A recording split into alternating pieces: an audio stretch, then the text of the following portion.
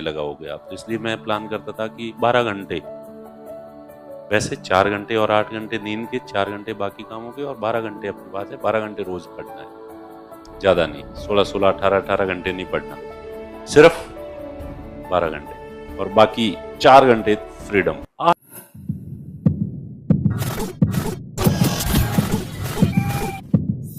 जब मैं पढ़ता था तब मेरी तो पढ़ाई कभी बहुत अच्छी नहीं चली।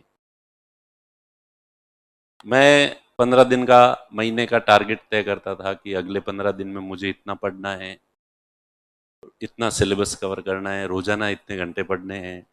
मैं दिन भर में कोचिंग जाता नहीं था। हमारे ज़माने में कोचिंग का प्रचलन थोड़ा कम था क्योंकि पैसे नहीं होते थे इतने कि हम कोचिंग कर सकें। तो मैंने एक ही कोचिंग की थी, वो भी 2-2.5 महीने तक ही। 2-2.5 महीने में हमें कहा कि तुम्हारा कोर्स पूरा हो गया, ओके टाटा बाय बाय, खत्म, गया। ठीक है। तो वो एकमात्र कोचिंग की थी। बाकी तो उसके बाद से मेरा कोचिंग से भरोसा उठ गया। मैं यार तो इतने रुपए ले लेते हैं और 2.5 महीने चलाते हैं, और 2.5 महीने में भी हमारे सर मस्त मौला थे जो कभी पढ़ाते थे और कभी नहीं पढ़ाते थे। सप्ताह में संडे की तो ऑफिशियली छुट्टी होती थी और 1-2 छुट्टी वो सर अपनी मर्जी से कर देते थे। तो जाते, और हम भी बच्चे थे, और जो ही हमें वहाँ का मैनेजर कहता कि आज क्लास नहीं होगी तो कि यस, मतलब अजीब है, सारे बच्चे खुश ही होते थे, वाह आज भी पढ़ना, टेंशन नहीं थी। इसलिए बाद में रूम पे ही बैठ के पढ़ते थे। तो रूम पे 24 घंटे होते हैं एक दिन में, 24 घंटे में से 8 घंटे नींद ले लो, दूसरी कोई जिम्मेदारी नहीं, कहीं इधर उधर नहीं जाना।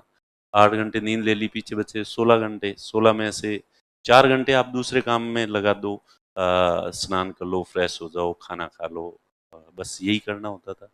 तो इसमें कितने घंटे लगाओगे आप? तो इसलिए मैं प्लान करता था कि 12 घंटे, वैसे 4 घंटे और 8 घंटे नींद के, 4 घंटे बाकी कामों के और 12 घंटे अपने पास है। 12 घंटे रोज पढ़ना है, ज्यादा नहीं, 16-16, 18-18 घंटे नहीं पढ़ना, सिर्फ 12 घंटे और बाकी 4 घंटे फ्रीडम, 8 घंटे की नींद, क्योंकि आदमी को नींद फुल लेनी चाहिए, इससे उसका मस्तिष्क थोड़ा अच्छे से काम करे।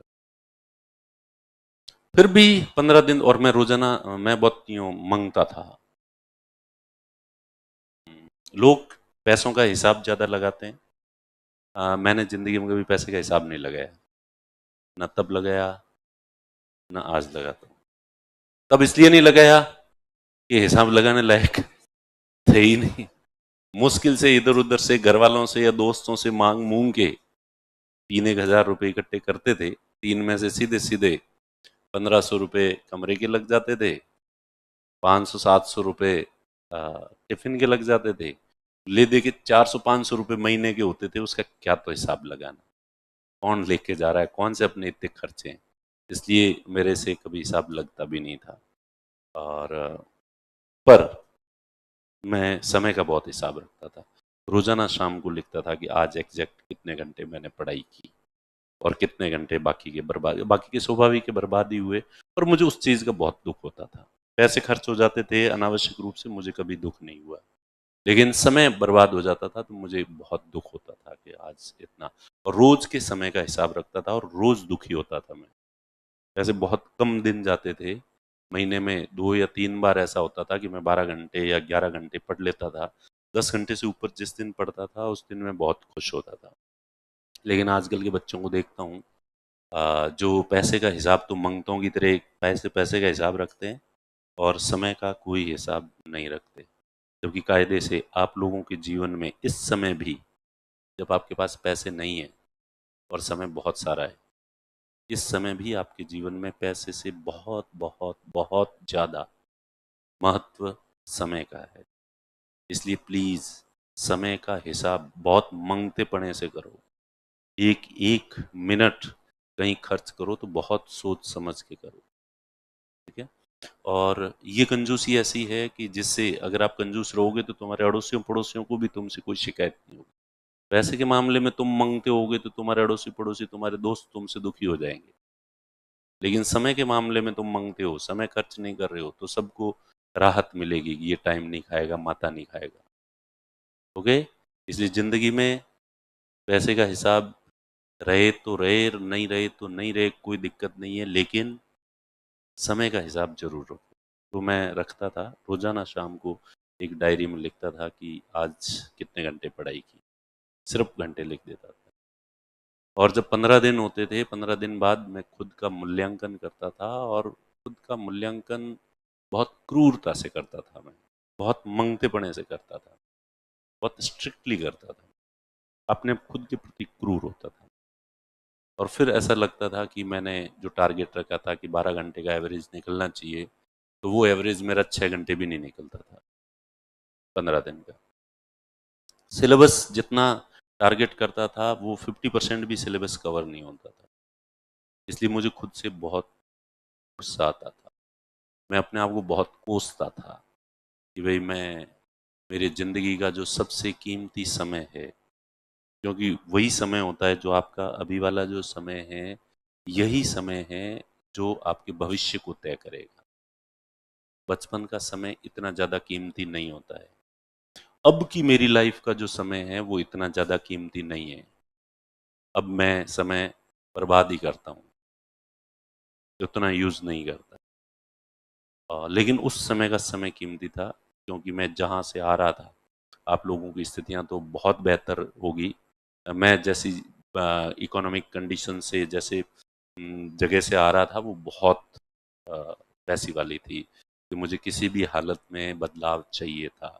मैं उन सब उसी स्थिति में पूरे जीवन को जीने की कल्पना भी नहीं कर सकता था कि मैं जिस जगह इस समय मेरा परिवार है वहाँ रह के मैं पूरी ज़िंदगी जी लूँगा। ऐसा मुझे, मैं बर्दाश्त नहीं कर सकता था किसी कीमत पर।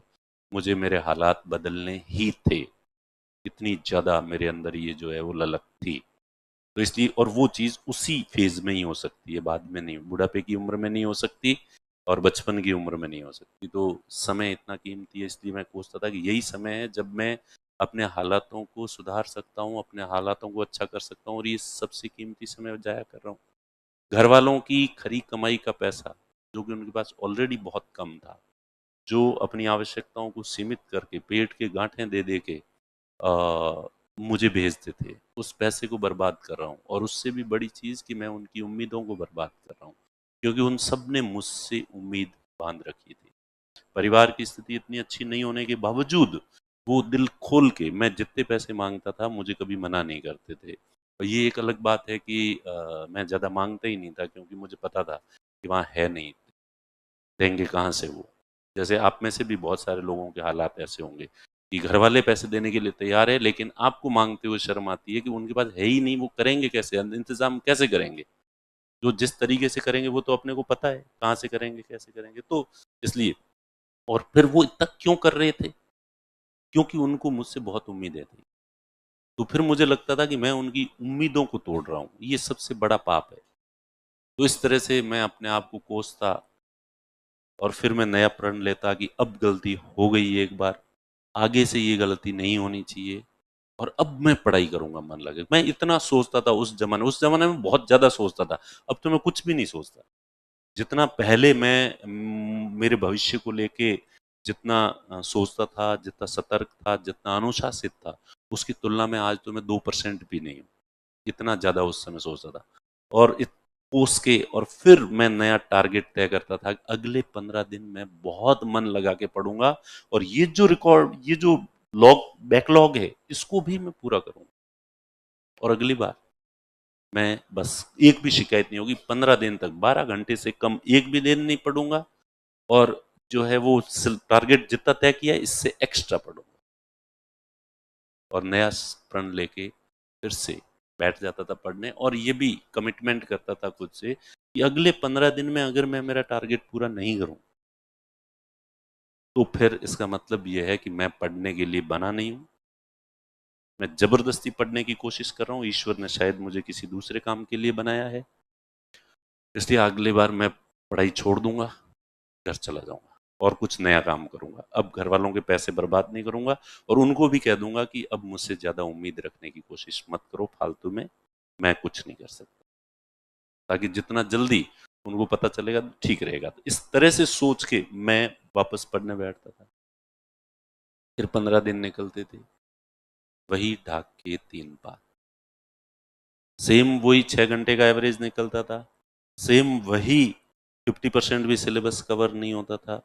फिर मैं रिपीट करता सारी बातें अपने मन के अंदर, खुद को कोसता, धिक्कारता और पढ़ाई छोड़ने के लिए तैयार हो जाता, बोरिया बिस्तर पैक कर लेता कि अब मुझे जाना चाहिए।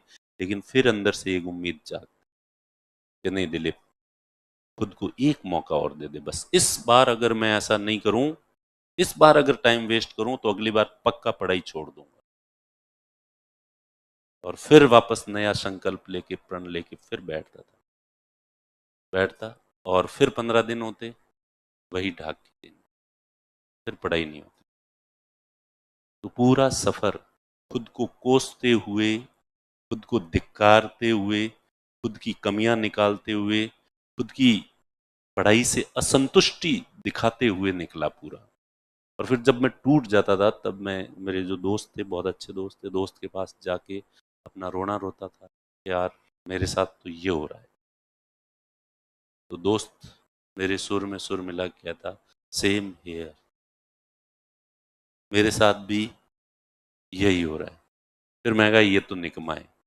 किसी पढ़ने वाले दोस्त, और ज्यादा पढ़ने वाले, और ज्यादा पढ़ने वाले दोस्त के पास जाके कहता, वो भी यही कहता कि यार हालात तो मेरे भी कुछ ऐसे ही है, मेरे से भी उतनी अच्छी पढ़ाई नहीं हो रही है जितनी मैंने सोची थी, टारगेट पूरा नहीं होता। और मैं भी कोशिश करता हूं कि दिन में एक भी मिनट फालतू में जाया नहीं होना चाहिए, लेकिन मेरा टाइम खराब होता है। तब चारों तरफ देखता था कि सबके हालात ऐसे ही हैं, तो फिर एक हिम्मत मिलती कि इनके हालात खराब हैं, अब अपने हालात सुधारेंगे। यूं करते करते, और मेरे जो दोस्त थे जिनके हालात बहुत खराब थे और जो कभी अपनी पढ़ाई से संतुष्ट नहीं हो पाए, उनके भी सबके सिलेक्शन हो गए और जीवन में आज सब अब अच्छी जगह है, कामयाब है, सक्सेसफुल है।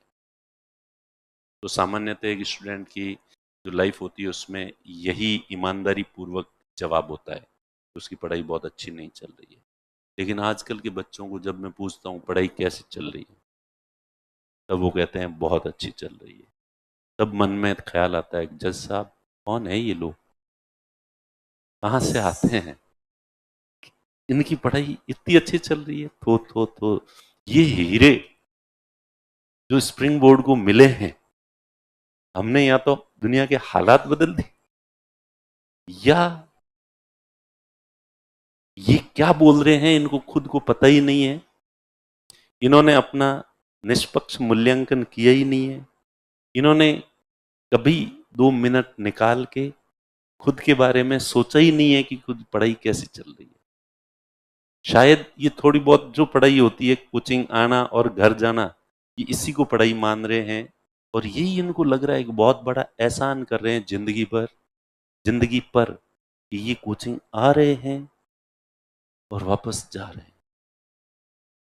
वरना दूसरे लोग तो ऐसे थे जिन्होंने फीस भी दी थी और वो कोचिंग आना ही बंद हो गए।